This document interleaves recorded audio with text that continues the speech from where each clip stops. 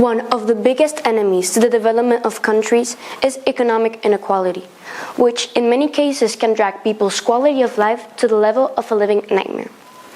According to the World Bank statistics, approximately 700 million people today live in extreme poverty conditions, having to subsist on less than $3 a day. In fact, 25,000 of these people die each day from hunger and lack of other resources which we all take for granted on a daily basis. And let me ask you something. What would you do if you were in that situation? How would you feel like if yourself, your siblings, or the people you love the most had to sit on the streets, subsisting on whatever the people who don't treat them badly give them, just little enough to feel good about themselves?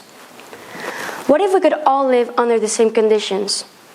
What if none of us had to suffer under the pain caused by economic inequality? Luckily, poverty isn't something which can be eradicated. You see, Nelson Mandela explained how if humans were capable of creating poverty, then they should be even more capable of finding a solution to it. And doing this wouldn't just be a mere act of charity for those in need. It would be an act of justice for the people who suffer the egoism of humankind. In fact, I was once told this phrase which really changed my perspective of life, which said that the opposite of poverty isn't wealth. The opposite of poverty is justice.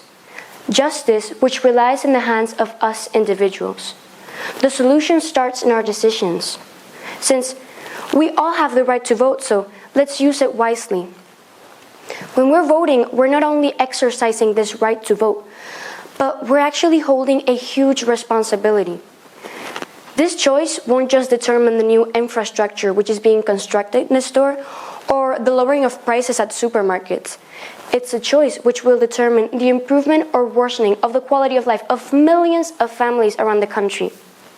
In fact, in natural rich nations such as Brazil or Argentina, in which democracy exists, there's a poverty rate of about 30%, which means that if people were to inform themselves more before voting and therefore making more rational choices, they would probably be able to eliminate this percentage through time.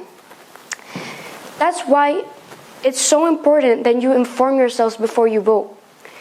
Because if you have the right to choose who is going to manage your country's resources and budget, and who decides the redistribution of income policies to apply, then you need to make sure to read and listen to the news.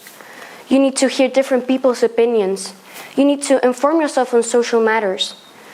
But most importantly, choose carefully. So that when you get out of here and in a few weeks, months, or years, you find yourself facing the urge to elect a government, think about this. And when you do make a decision, allow your conscience to be clear and feel free. Allow yourself to be happy by knowing you're helping others achieve happiness.